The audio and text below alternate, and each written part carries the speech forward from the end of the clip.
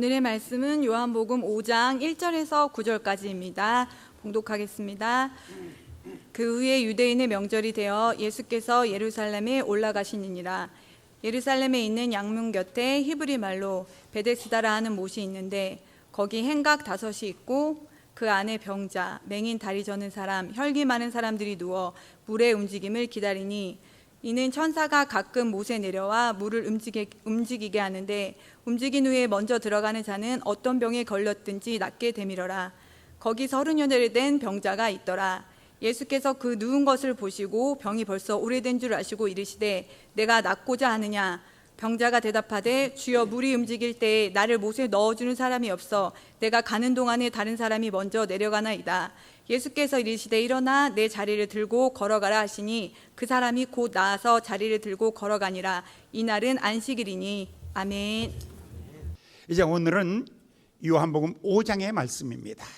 5장 1절의 말씀을 먼저 열어보시겠습니다. 1절. 그 후에 유대인의 명절이 있어 예수께서 예루살렘에 올라가시니라. 자, 5장의 장면은 예수님께서 유대인의 명절에 예루살렘에 올라가서 일어났던 사건을 우리에게 들려주는 말씀입니다. 그래, 모든 사람들이 말하는 스타일이 있어요. 성경은 복음서 하면 예수님에 대한 이야기예요. 예수님의 출생, 성장, 사역, 십자가의 죽으심, 부활하심, 다시 오심에 대한 예언의 말씀. 자, 예수 그리스도의 생애에 대하여 마태복음이 예수님에 대하여 이야기를 쓸 때마다 그의 스타일이 하나 있어요. 그때에 이렇게 말합니다. 그때에, 마태는 꼭 쓸 때에 그때에 시간을 이야기하고 있죠. 그 사건의 그때의 그 사건. 그러니까 어떤 사건에 대하여 집중하기 위해서 그때 그 사건, 이런 식으로 씁니다. 그런데 마가는 조금 다릅니다. 마가는 쓸 때에 곧, 바로, 즉시, 지금, 굉장히 어떤 시간의 흐름을 가지고 시간 속에 쫓기듯 어떤 사건들을 기록해 가고 있는 것이죠. 그런데 누가는 조금 더 다릅니다. 때가 차니, 때가 차매. 그러니까 예수님의 어떤 사건이 일어나기를 기다리고 있는 수많은 사람들, 그러니까 구약의 수많은 시간들이 예수님이 이 땅에 오셔서 이러한 일을 할 것이다라는 그 예언이 성취되는 그 시간을 기다리고 있는 그런 느낌입니다. 그런데 요한은 전혀 다릅니다.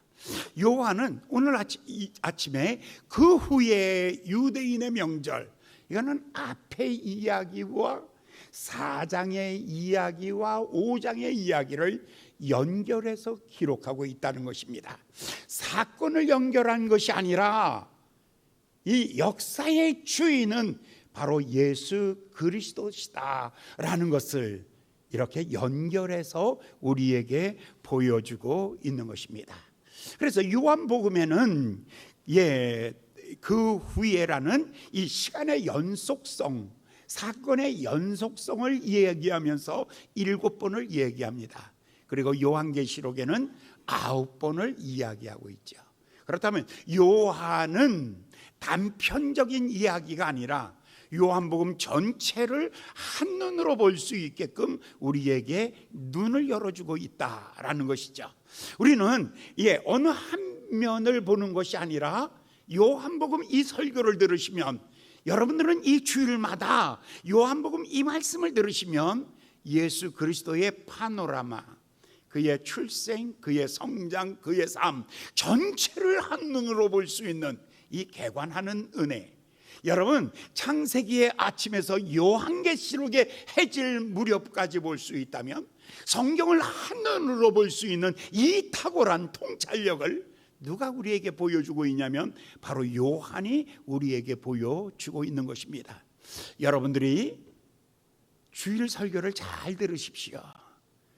그러면 여러분 부분적으로 아는 것이 아니라 성경 전체를 이렇게 볼 수 있는 눈을 갖게 하는 것이기 때문에 굉장히 좋습니다.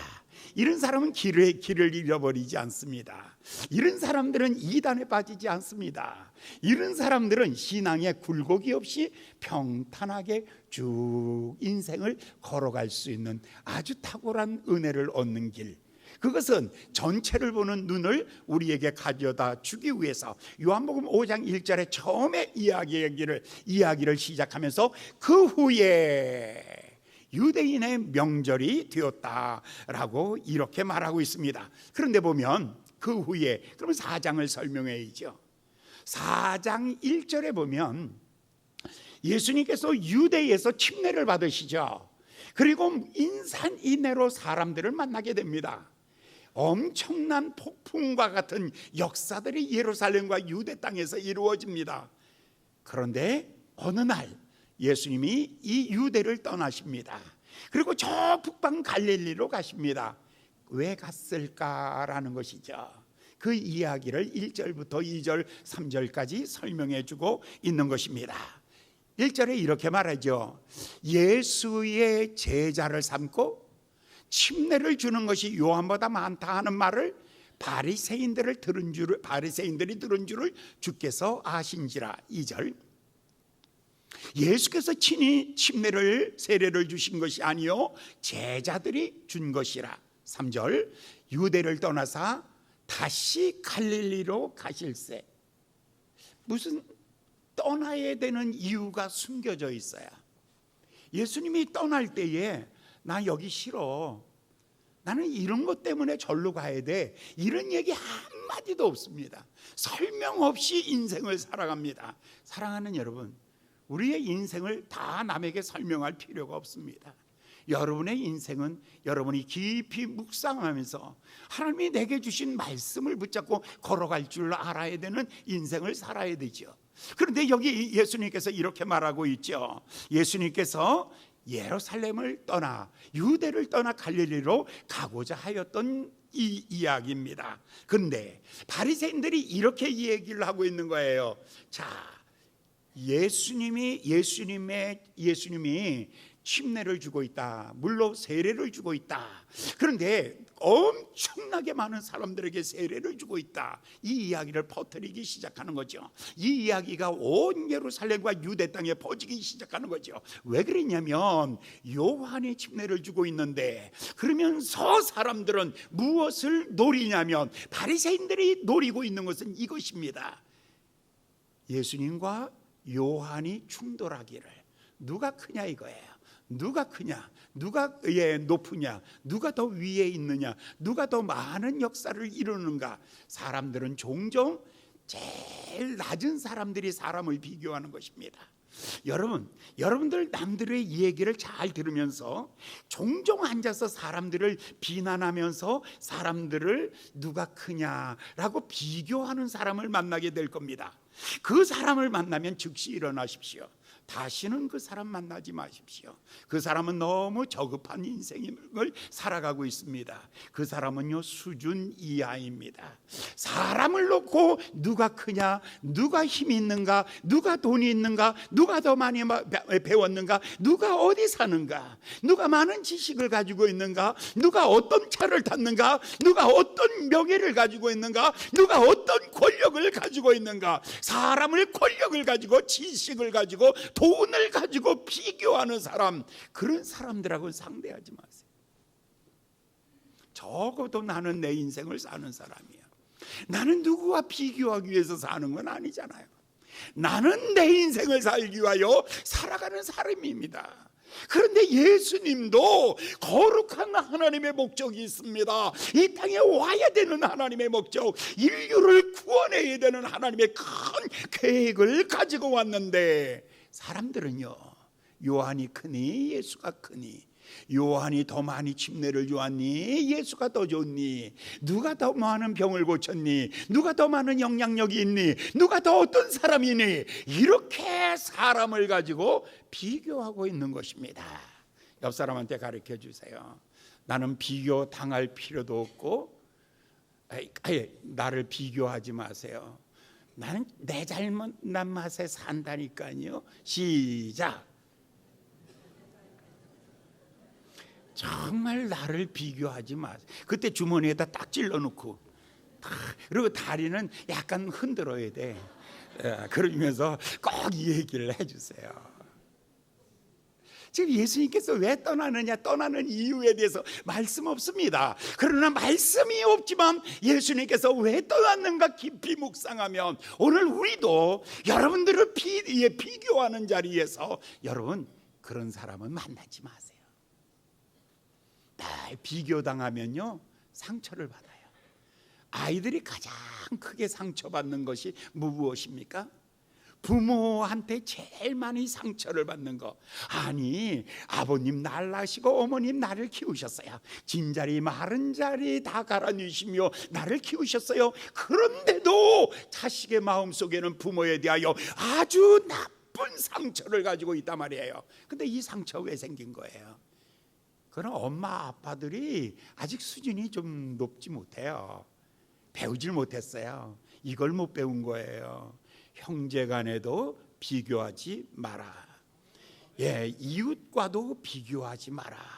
내 아이는 내 아이 나름대로 하나님이 주신 거룩한 걸작품이다. 내 아이는 얼마짜리냐면 예수님짜리 아주 비싼 아이기 때문에 제발 저 싸구려 잡종들하고 거칠어졌어요. 저희 품격 있게 가려고 했거든요. 좀 오늘 신사숙녀 여러분들이 앉아 계시기 때문에 좀 잘 가려 그랬는데 가끔 이렇게 망쳐요. 제발 그것입니다. 자, 첫 번째 이거예요. 예수님은 경쟁하지 않는 거예요. 포기하는 거예요. 그러나 그렇지만 예수님은요 더 낮은 곳을 향하여 갑니다. 성경에 이렇게 말하잖아요. 유대를 떠나서 갈릴리로 가시고자. 아주 낮은 곳입니다. 빈민들이 사는 곳입니다. 천박한 사람들이 사는 곳입니다. 계급도 없는 사람들입니다. 가난하고 버림받은 사람들이 사는 그곳을 향하여 가시는 거죠. 그곳을 향하여 가면서 1000년 동안이나 아무도 들러주지 않는 동네가 있어요. 그 동네가 바로 사마리아 수가성이었어요. 사마리아라는 성에 수가성이라는 조그마한 동네였어요. 이 동네는요 1000년이 지나도록 사람들이 그곳에 머물질 않아요. 유대인들이 그 사람들을요 전부 개들 취급했거든요. 짐승 취급했거든요. 그러니 그들은요 엄청난 상처를 가지고 있는 사람들이 모여 살고 있는 곳이 사마리아예요. 그런데 예수님이 바로 그곳으로 가시죠. 예수님은 아무하고도 높아지려고 싸우지 아니하며 기꺼이 모든 자리를 다 남에게 나누어 주며, 그리고 예수님은 더 낮은 곳으로 가장 낮은 곳에 하나님의 은혜가 가장 많다는 것을 알고 있습니다. 가장 낮은 곳에는요 하나님의 은총밖에 없습니다. 은총이 아니면 살아갈 수 없는 그런 지경, 바로 예수님이 그곳에 오신 것입니다. 그곳에 오셔서 한 여자를 만났는데 12시 한 정오쯤 됐을 때 한 여자를 만났어요. 이 여자는 물길로 온 여자지요.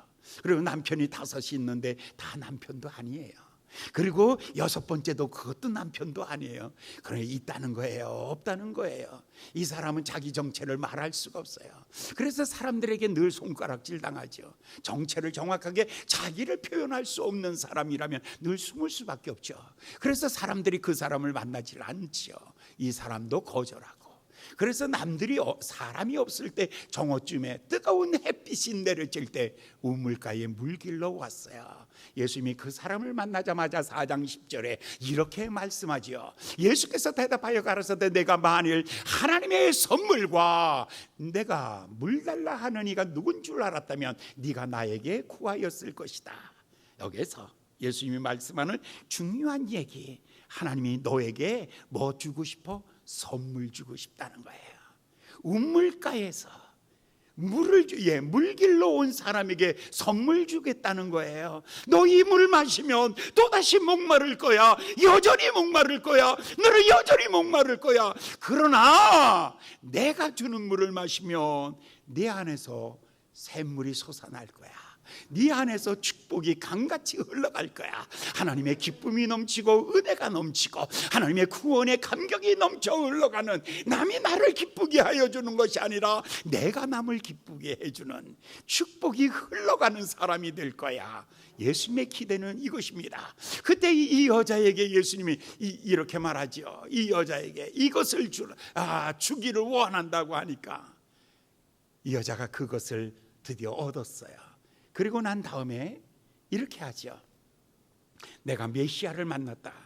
우물가에 물동이를 버려두고 동네로 뛰어들어가서 자기를 미워하던 그 사람들에게 나는 메시아를 만났다라고 이렇게 말해서 사마리아 성에 예수의 복음이 증거되고, 예수님은 이틀간 그곳에 머무르면서 수많은 사람들에게 복음을 증거했다는 이야기죠. 예수님이 떠나길 잘했죠. 예수님이 만약에 유대에 있었으면 시비에 휘말렸을 거예요. 그러나 낮은 곳에 갔더니 나를 기다리는 사람이 있었어요. 목마른 사람이 있었어요. 사랑하는 여러분, 여러분들이 높은 자리에서 내려오는 것이 그 인생 실패가 아니라니까요. 여러분이 내려와야 거기에 하나님의 은혜가 있는 곳에 머물다고요. 하나님의 은혜가 있는 곳에 머물며 더 많은 사람들을 만날 수 있는 축복의 자리로 내려올 수 있는 것이에요. 바로 그곳으로 내려왔죠. 그리고 난 다음에 예수님께서 44절과 45절 보면 친히 증거하시기를 선지자가 고향에서 높임을 받지 못한다 하시고 예수님께서 갈릴리로 가시니라. 자, 여기에서 예수님이 그 다음에 가신 곳이 있어요. 이곳은 어디냐면 나사렛이라는 곳이에요. 그런데 여기 성경에는 요한복음에는 나사렛에 가셨다는 기록이 없어요. 그런데 나사렛에서 떠나 나오시는 장면이에요. 떠나 나오시면서 선지자는 고향에서 높임을 받지 못한다, 이 말을 했어요. 근데 이 이야기를 똑같이 누가복음 4장에서도 이야기를 하고 있는 거죠. 누가복음 4장의 안식일 날 예수님께서 회당에서 하나님의 말씀을 증거하실 때에 수많은 사람들이 모여들었어요. 그 모여든 사람들이 참 놀라웠어요. 저 사람이 요셉의 아들이 아니냐, 그런데 메시아라고 사람들이 분노하기 시작한 것이죠. 그래서 누가복음 4장 28절에 보면 다 듣고 사람들이 분노가 가득하여서 예수님을 동네 밖으로 밀쳐내고 그리고 높은 낭떠러지에서 밀쳐서 죽이려고 하였다. 그러면서 예수님이 거기를 쓸쓸하게 떠나가시는 장면이에요. 떠나오시면서 제자들이 물었겠죠. 예수님 마음 어떠세요? 지금 마음이 어때요? 라고 하니까 예수님이 이 이야기는 에레미야 이야기예요. 에레미야가 아나돗에 갔을 때, 자기 고향이에요. 거기 갔을 때 사람들이 자기를 죽이려고 돌멩이를 던져서 죽이려고 했거든요.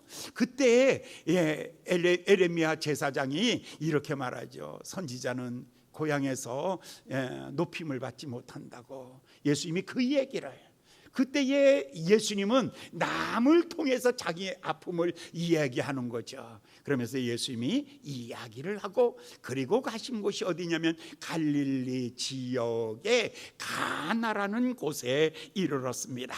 47절의 말씀을 볼까요? 47절에 보면 그가 유대로부터 갈릴리에 오심을 듣고 청와대에 내려오셔서 한 사람이 기다리고 있었어요.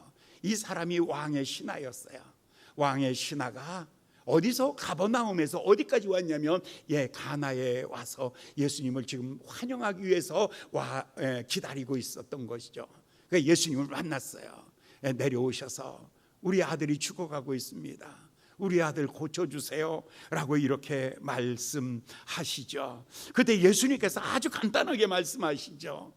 가라, 내 아들이 고침을 받았느니라. 50절에 예수께서 가라사대 가라, 내 아들이 살았다 하신데 그 사람이 예수의 하신 말씀을 듣고 가더니 가는 길에 자기 하인을 만났어요. 집에서 막 뛰어오는 하인을 만났어요. 내 아들 어떻게 됐니? 라고 물었더니 그 사람이 이렇게 말하죠. 살아났다고.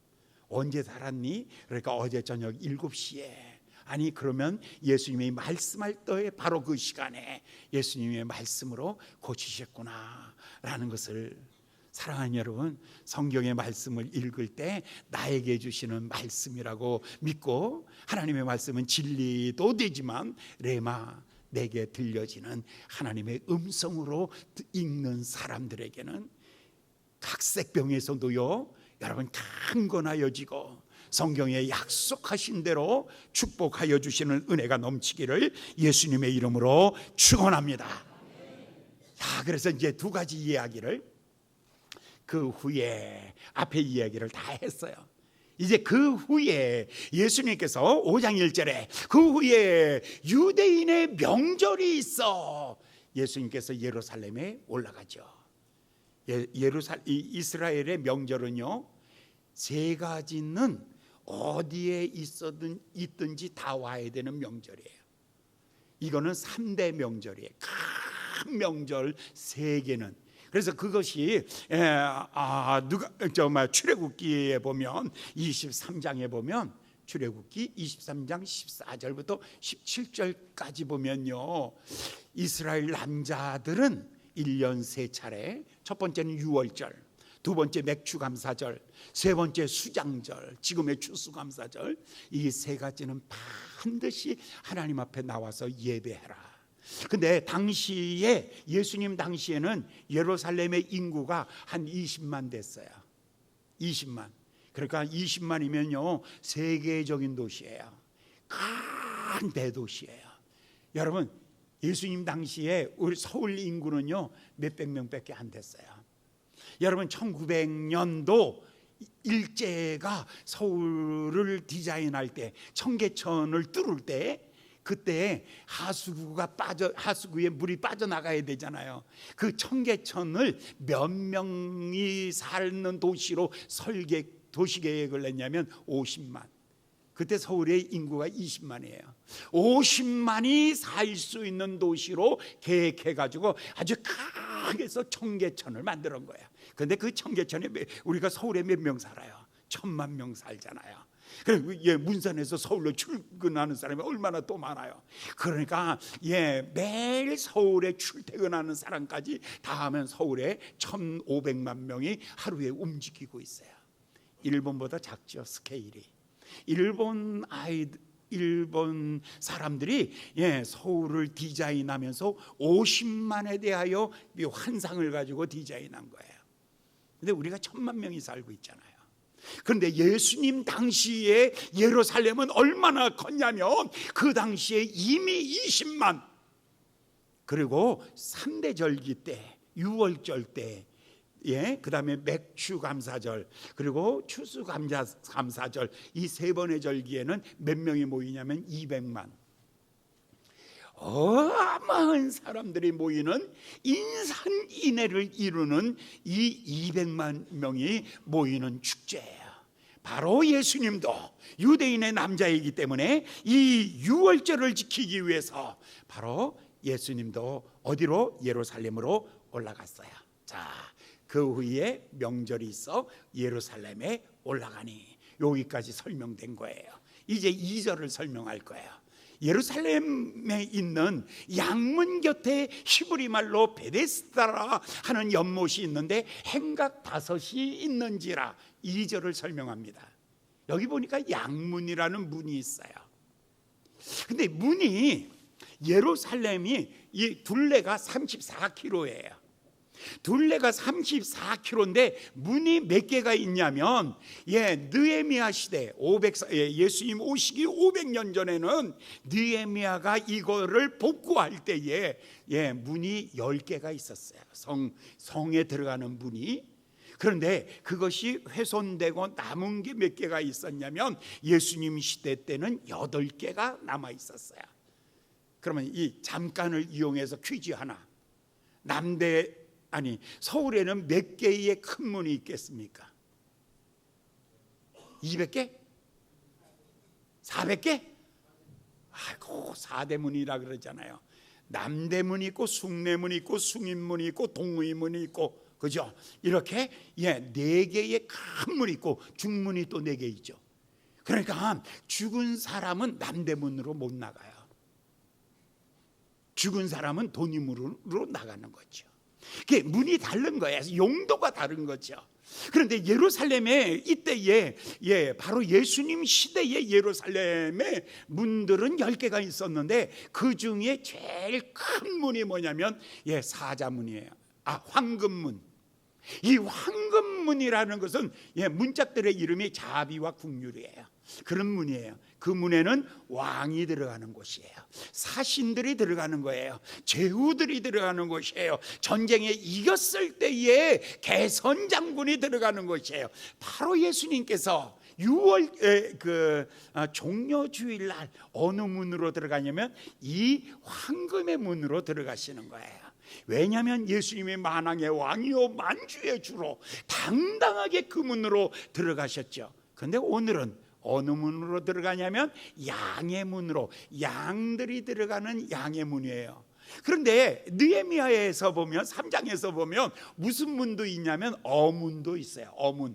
어문은 뭐냐면 물고기를 잡아가지고 도시로 갖고 들어올 때에 그 들어오는 문, 그래서 어문이에요. 양문은 뭐냐면 양이 들어오는 곳이에요.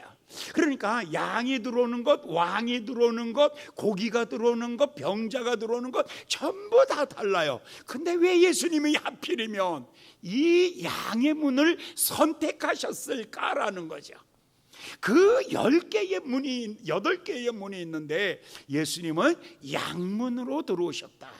그 말씀은 바로 이것입니다. 요한복음 10장 1절에 성경에 이렇게 말하고 있습니다. 요한복음 10장 1절. 내가 진실로 너희에게 이르노니 양의 우리의 문으로 들어가지 아니하고 다른 데로 넘어가는 자는 절도요 강도다. 그러면 예수님은 누구시냐면 하나님의 어린 양이에요. 그래서 십자가를 질러 이 안으로 들어가야죠. 그러기 위해서 오신 예수님은 어느 문으로 들어가야 되냐면 양의 문으로 들어가야 돼요. 훗날에 예수님은 이 문을 가지고 본인 자신이라고 10장 9절에 얘기를 해요. 내가 문이니 누구든지 나로 말미암아 들어가면 구원을 얻고 들어가며 나오며 꼴을 얻으리라. 자, 이 문에 대한 이야기예요. 예수님은 누구시라고요? 양이에요.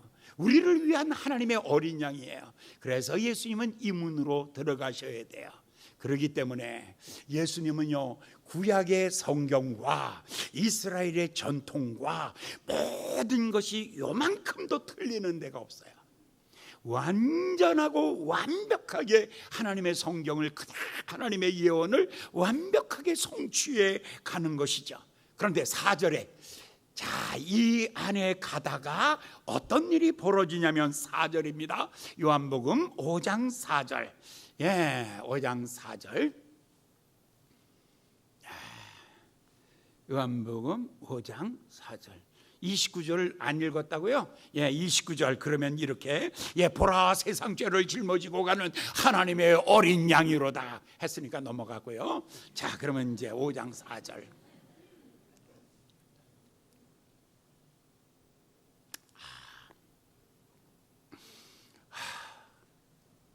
나 옛날에는요, 지금 성질 다 죽었어. 난 진짜 성질 다 죽었어. 아직도 못 넘어가네. 5장 4절 성경 읽겠습니다. 5장 4절. 천사가 이는 천사가 가끔 못에 내려와서 물을 동할 때에 동안 후에 먼저 들어가는 자가 어떤 병에 걸렸든지 다 나으니라. 자, 조그만 연못 하나가 있어요. 그 연못이 왜 있냐면 양들이 바깥에서 들판에서 양들이 살다가 안으로 들어올 때에 거기서 목욕하는 것이에요. 그리고 제사로 양을 드릴 때 거기서 다 닦아가지고 초벌을 하듯이 다 처음 닦아가지고 들어오는 거예요. 그러니까 그 물은 되게 더러워요. 전혀 깨끗하지 않아요. 그런데 전설이 하나 있어요. 신화가 하나 있는데 천사가 내려와서 물을 동하게 할 때에 그때에 제일 먼저 뛰어들어가면 그러면 어떤 사람이든지 다 낫는다라는 것이야. 두 가지가 다 아닙니다. 꽈당이에요. 근데 사람들은 이게 바로 구약의 교회예요. 거의 신화를 믿고 있는 수준이에요. 사랑하는 여러분, 여러분들의 신앙은 신화를 믿는 사람이 아니라 말씀을 믿는 성도가 되기를 예수님의 이름으로 축원합니다. 어느 기도원에 가니까 능력 받는다, 어느 목사님 만나니까 병 고친다, 어느 교회 가니까 어떤 역사가 일어난다, 이게 전부가 다 99%는 뻥입니다. 대부분의 많은 사람들은 신화에 빠져 있어요. 이단에 빠지는 사람이 다 뭐예요? 지금 한국 교회가 정말 위기는 뭐냐면 이단에 빠진 사람이 너무 많다는 거예요. 얼마나 빠졌다고요? 200만. 적어도 200만 명이 교인 4명 중에 1명은 다 이단에 빠진 거예요. 그런데 이단에 빠진 사람들은 다 어떤 일이냐면 그들이 바로 메시아예요. 메시아가 왔다는 거예요. 그거죠. 천사가 와서 물을 동하게 할 때에 거기 첫 번째 뛰어들어가는 사람이 낫는다라는 이런 신화를 가지고 있는 거죠. 이거는 언약도 아니고 아무 보장도 없고 약속도 아니에요. 이거는 성경도 아니고 약속도 아니에요. 어느 교회 가면 고침을 받는다는 것 아니죠. 이 산에서도 말고 저 산에서도 말고 하나님 앞에 예배하는 자는 신령과 진정으로 예배할 때가 오나니 곧 있더라. 하나님은 이렇게 예배하는 자를 찾으시느니라. 할렐루야. 신화에 빠져서 베데스다 연못가에 거기에 모여있는 군상들을 보십시오. 신화에 빠져서 거기에 모여있는 거예요. 4장에서 이미 예수님이 말씀했잖아요. 그 여자가 말하기를 우리는 이곳에서 예배합니다. 당신들은 예루살렘에서 예배합니다. 어느 곳에서 예배하는 것이 맞습니까? 그때 예수님이 말하기를 이곳에서도 말고 저곳에서도 말라. 장소의 문제가 아니라 아버지께 예배하는 자는 아버지께 예배하는 것이다. 하나님의 아버지가 되는 사람의 그 신령과 진정으로 드려질 때 하나님을 아버지라고 부르며 그 아버지를 신령과 진정으로 그 영으로 부르는 사람들, 그 사람 속에 내가 그와 함께 있으리라. 사랑하는 여러분, 유명한 곳이 아니라고요. 여러분 하나님이 여러분의 영혼의 아버지 되시기를 예수님의 이름으로 축원합니다. 그리고 그의 말씀을 따라서 내가 하나님 앞에 예배한다면 하나님은 그 예배를 받으시죠. 지금 베데스다 연못은 잘못된 구약의 종교예요. 어떤 사람들은 그렇게 말하죠. 거기 그 행각이 5개가 있었다. 그것이 바로 모세의 오경이다. 창세기, 출애굽기, 레위기, 민수기의 행각이다. 사람들은 창세기를 붙잡고 어떤 이들은 레위기를 붙잡고 어떤 이들은 민수기를 붙잡고 출애굽기를 붙잡고 모여있는 군상들, 바로 그게 구약의 종교이다. 오늘 사랑하는 여러분, 여러분들은 누구입니까? 뭐를 붙잡고 있습니까? 이곳을 여러분 혹시나 베데스다 연못이라고 생각하고 수리수리 무하바수리 오늘은 성령이여 오시옵소서 이러고나 앉아 계시는 거 아닙니까? 혹시 여러분들 우리 교회 안에서 내가 1등으로 열심을 내면 하나님이 나를 좀 축복할 거야. 그래서 헌금도 1등으로 하고 전도도 1등으로 하고 봉사도 1등으로 하고 뭐도 1등으로 하고 교회 안에 나 외에는 다른 신이 없느니라. 여러분, 우리 베데스다 교회 아닙니다. 베데스다의 교회가 아니라 예수님이 오셔서 그것을 치료합니다. 5절과 6절의 말씀을 보겠습니다. 요한복음 5장 5절과 6절의 말씀입니다. 거기 38년 된 병자가 있더라. 6절, 예수께서 그 누운 것을 보시고 병이 이미 오랜 줄을 아시고 이르시되 내가 낫고자 하느냐. 자, 강조되는 포인트가 이거죠. 예수님이 보고 계신다는 거예요.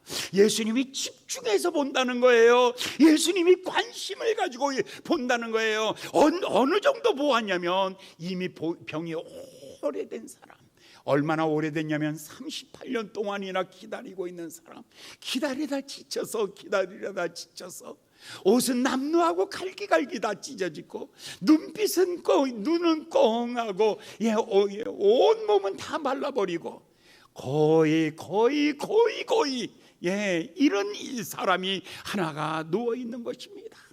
얼마나 불쌍한 모습인지 모릅니다. 그들 가운데 가장 불쌍한 모습입니다.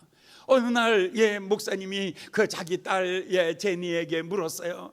얘야, 내 방에 있는 이 많은 인형들이 있는데 너는 어느 인형이 제일 너는 사랑하니? 라고 물었어요.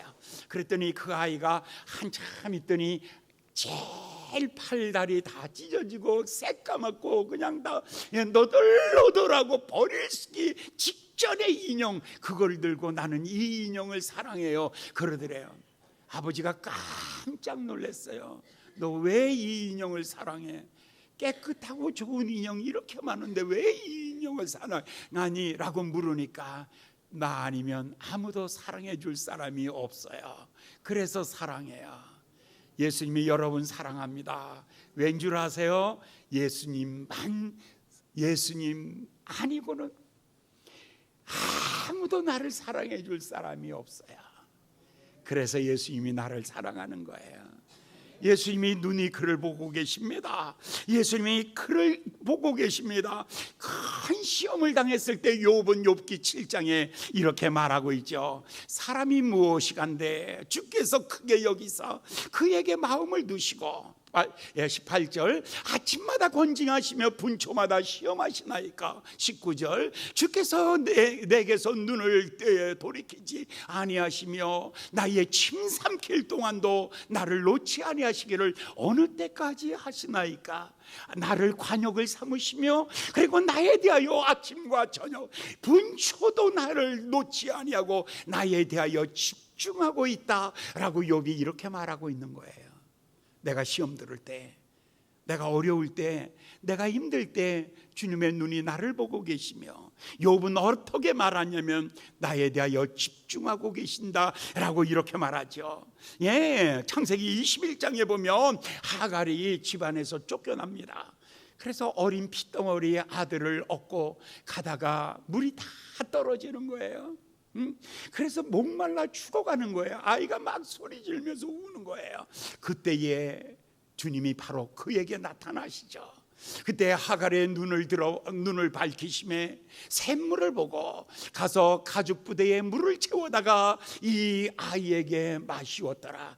그리고 하는 말이 여호와 주님은 나를 감찰하시는 하나님, 주님은 나를 감찰하시는 하나님. 욥은요, 하나님이 누구시라고요? 나를 감찰하고 함으로 아시는 하나님. 하갈은요, 나를 감찰하여 아시는 하나님.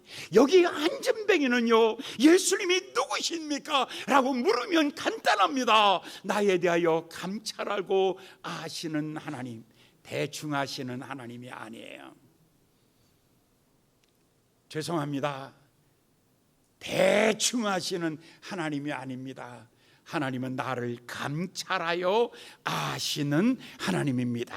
그 하나님이 묻습니다. 6절 다시 보겠습니다. 6절에 예수께서 누운 것을 보시고 병이 오랜 줄 아시고 이르시되 내가 낫고자 하느냐. 7절 보겠습니다. 병자가 대답하되 주여 물이 동할 때에 나를 못에 넣어줄 사람이 없나이다. 내가 가는 동안에 다른 사람이 먼저 다 내려갔나이다. 아무도 나를 도와줄 사람이 없습니다. 헛된 시다. 그런데도 아무도 나를 도와줄 사람이 없나이다. 예수님이 왜 물었을까라는 거예요. 내가 낫고자 하느냐? 내가 낫고자 하느냐? 오늘 아침에 여러분에게 물으십니다. 왜 물을까요? 내가 낫고자 하느냐? 예수님이 원하시는 건 딱 하나입니다. 뜨거운 갈망입니다. 주여 내가 낫고자 하나이다. 주여 나를 고쳐주시옵소서. 그런데 이 사람은요 그 말을 못하는 거예요. 어떻게 말하고 있냐면 누가 나를 저 물에 던져줘야지. 여러분 아직도 그러고 계십니까? 누가 나를 도와줄 사람 없다고. 와, 누가 나는 금수저도 아닙니다. 형제 자매가 돈 있는 사람도 아닙니다. 누가 나에게 좋은 길 열어줄 그럴 만한 사람도 아닙니다. 나는 내 인생을 내가 살아야 되는데 나는 스스로 아무것도 할 게 없습니다. 아무것도 없습니다. 아하, 누가 푸른 하늘을 보여주면 좋겠는데. 음은 틀려도 가사는 좋아. 뭐 이상하게 쳐다보셔. 왜 여러분들 사람을 그렇게 아주 내리꼬라 보시는데, 아유 그것도 노래니?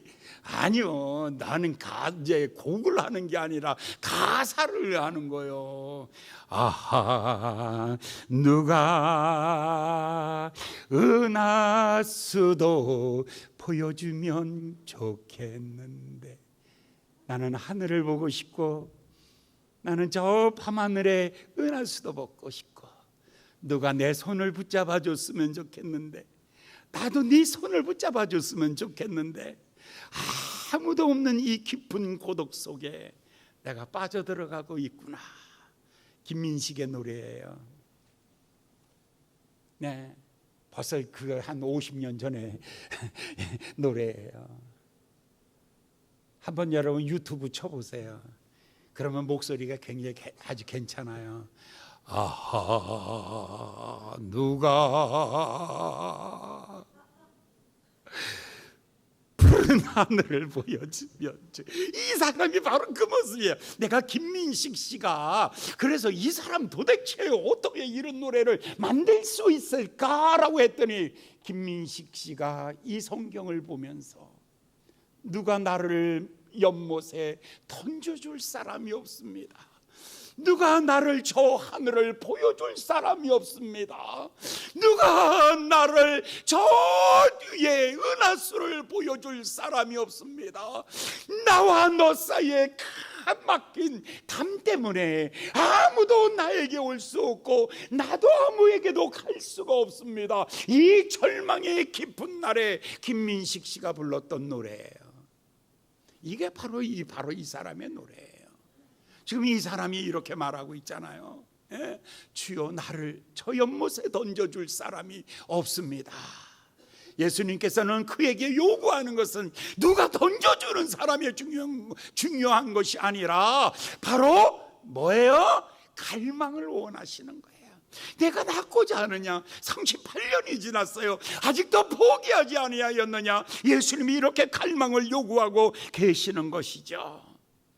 예수님이 그를 보셨어요. 이미 병이 오랜 줄도 아셨어요. 이미 그를 보시면서 그 안에 두 개의 모습을 보여. 하나는 절망을 보고 하나는 희망을 봤어요. 하나는 마음속에 상처를 보고 마음속에 기대를 보고 있어요. 예수님은 내 안에서 두 개를 보는 거예요. 하나는 부정을 보고 하나는 긍정을 보고, 하나는 절망을 보고 하나는 희망을 보고. 예수님께서 내 안에서 무엇을 끄집어내기를 원하시냐면 희망을 꺼내기를 원해요. 내가 낫고자 하느냐? 희망을 꺼내기를 원하는 거예요. 아브라함을 만났을 때에 아브라함아 내 이름을 오늘부터는 아브라함이라고 해라. 그 안에 열국을 끄집어내고 있는 거예요. 야곱아 내 이름을 이스라엘이라 하라. 이제부터는 그 안에서 승리를 끄집어내는 거예요. 시몬아 내 이름을 베드로라 하리라. 내 안에 강함을 끄집어내는 거예요. 오늘 주님께서 여러분들에게 말하고 있는 거예요. 내가 낫고자 하느냐라고 할 때에 주여 내가 여기 있나이다 나를 고쳐주시옵소서 라고 할 때에 예수님께서 여러분을 끄집어내시는 거예요. 김춘수 씨가 그가 나를 부를 때 나는 그 앞에 그 사람 앞에 뭐가 된다고요? 그가 나를 부를 때 나는 꽃이 됩니다. 주님이 그 사람을 불러내는 거예요. 그 사람 속에 갈망을 불러내는 거예요. 뜨거운 갈망을 불러내는 거예요. 미켈란젤로는요, 한 바위덩어리 속에서 다윗을 불러내고 모세를 불러내고 베드로를 불러내는 거예요. 화가들은요, 흰 습자지, 흰 그 백지 위에 그 안에서 영혼을 불러내는 거예요. 음악가는요, 이 지구 안에 수많은 음들 속에서 아름다운 소리들을 뽑아서 음악을 창조해내듯이, 아름다운 그림을 창조해내듯이, 아름다운 조각품을 창조해내듯이 하나님이 내 안에서 거룩한 열망을 통하여 나를 만들어내는 것입니다. 일어나라, 걸어가라. 할렐루야. 그 안에 누워있던 이 갈망을 통해서 그 안에 꿈을 불러내시는 거예요. 오늘 주님께서 여러분 속에서, 갈망하는 여러분 속에서 주여 나를 고쳐주시고 주여 나를 축복하여 주시옵소서, 갈망하는 내 안에서 나를 꺼내기를 예수님의 이름으로 축원합니다. 기도하겠습니다. 자비로우신 귀하신 아버지 하나님, 오늘 주신 말씀을 다시 한번 마음에 새기게 하여 주시옵소서. 우리 안에 숨어있는 희망, 우리 안에 숨어있는 갈망, 우리 주님이 우리를 불러내어서 주님 앞에 세우시옵소서. 그래서 걸으며 뛰며 찬양하며 힘있게 걸어갈 수 있는 하나님의 사람이 되게 하여 주시옵소서. 예수님의 이름으로 간절히 기도하였나이다. 아멘.